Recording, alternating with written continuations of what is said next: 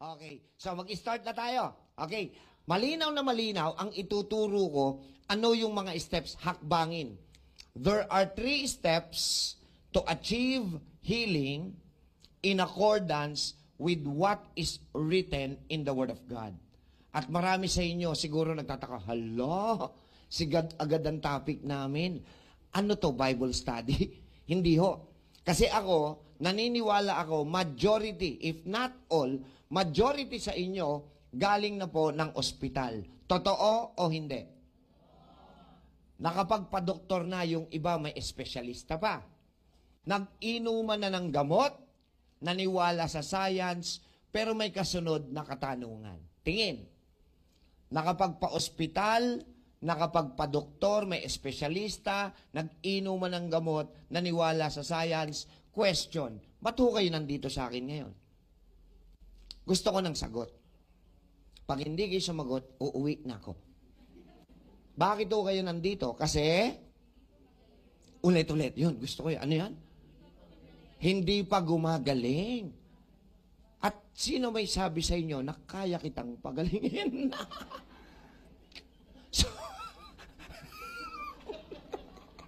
So, no, hindi. Gusto ko umpisa pala. Kasi, alam nyo, kaya nga forum ang title, Health Forum. Hindi siya health seminar, hindi health talk. Pag forum, two-way interaction between two parties. Two-way communication. Sa Tagalog, kwentuhan. May mga Bisaya ba? Bisaya, taas kamay. Istoryahan. Tama ba? Tama? So, okay lang bang kwentuhan tayo? Pag nagtanong ako, sasagot kayo. Pag hindi kayo sumagot, di na kayo gagaling.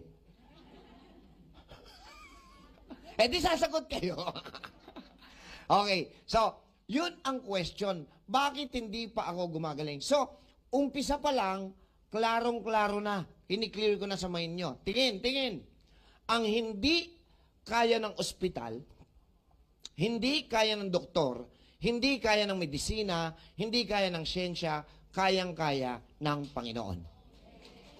Amen? Diba? Ang linaw-linaw na sinabi niya, with God, nothing is impossible. Luke 1:37. Walang imposible sa Panginoon. Kaso nga lang, tingnan natin. Bakit dyan tayo nag-uumpisa? Kasi merong kulang. At yun yung gusto kong punuan kung ba't ako nag-health forum. May kulang lang naman. Wala namang problema dun sa proseso na yun eh. May kulang. Ano yun? Basahin natin ang words of wisdom. Tanong ko muna sa inyo. Pagsalita ng tao, pwedeng magkamali. Lahat tayo pwedeng magkamali. Pero ang salita ng Diyos, may kamalian? Wala. Perfect yun. As in. Ngayon, babasahin natin sa Book of Wisdom, Proverbs, chapter 3, verse 6. Salita ng Diyos, hindi pwede magkamali. Ang sabi niya, in everything, sa lahat daw, put God first. And He will direct your path and crown your efforts with success. So, may 3 salita sa verse na yon na gusto kong expound konting-konti lang. Okay? Ano yon? Ito na. God, efforts, success. Ayan. So, madaling-madali lang yung topic natin, ha? Yan yung 3 salita na hinango natin sa verse na yon, Proverbs 3:6. Ngayon, ano ang Tagalog ng success? Tagumpay o kaya katagumpayan. Tama ba? Okay, ngayon. Kung ikaw ay may sakit, para sa'yo, ano ang katagumpayan? Kagalingan. Malinaw, ha? So, palitan lang natin ng konti. So, ang gusto mo pala bilang may sakit, kagalingan. Correct? So, papalitan ko to, kagalingan. Alam nyo ba na sinabi ng Panginoon, ang kagalingan pwedeng makuha, pero dapat may gagawin. May action. So, dadagdagan na naman natin yung salita ni God. Faith without action is dead. Kailangan may gagawin ka. Kasi may na-interview akong pasyente. Malalim yung pananampalataya niya. Bilib na bilib ako. Sabi niya gano'n, naniniwala ako. Malalim ang pananampalataya ako. Pag-agalingin ako ng Panginoon. And I answered, Amen. Tinanong ko siya, anong gagawin mo po, nanay? Tulog lang, tulog. Pwede pala yun. Ay di sana natulog na lang kayo. So, kailangan may action. Correct. Ito na ngayon yung pinakamatindi dito sa verse na ito. Tingnan nyo ha. Pero alam nyo ba na kahit anong gawin mo, ang dami nun. Punta tayo rito. Kahit anong gawin mo, pag hindi nauna ang Panginoon, walang katagumpayan. Naku, ang linaw. Ang linaw. So, dito pa lang, huli na. Anong huli na? Alam na natin, doon yung sagot sa katanungan nyo. Ang sabi nyo, ginawa nyo na lahat. Ginawa na lahat ng proseso, bakit di pa ako gumagaling? Then, balikan natin yung salita ng Diyos. Yung totoo, kailan ba nauna ang Panginoon sa buhay mo? Hindi, wala na akong kausap. Pagka hindi alam ang sagot, sa dali ka agad talaga eh. Malinaw ba yan?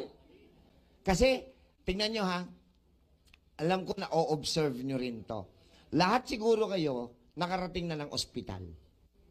Pwedeng bilang pasyente, bilang dalaw, or whatever, nakarating na kayo ospital. And usually, mapapansin nyo ang mga ospital, may chapel. Meron wala? Kaso nga lang, napansin ko, wala laging tao yung chapel. Wala. Pero, nagkakaroon ng tao yun kapag may ooperahan, nasa ICU, nag-aagaw buhay. Totoo, hindi? Ngayon, gusto ko ng totoong sagot ha, yung ooperahan, nasa ICU, nag-aagaw buhay. Yun ba ay una ng buhay nila o dulo ng buhay nila? Ang sabi ni Lord, sa una siya, hindi sa dulo. Pero karaniwan, tinatawagan natin ng Panginoon sa dulo. Di ba?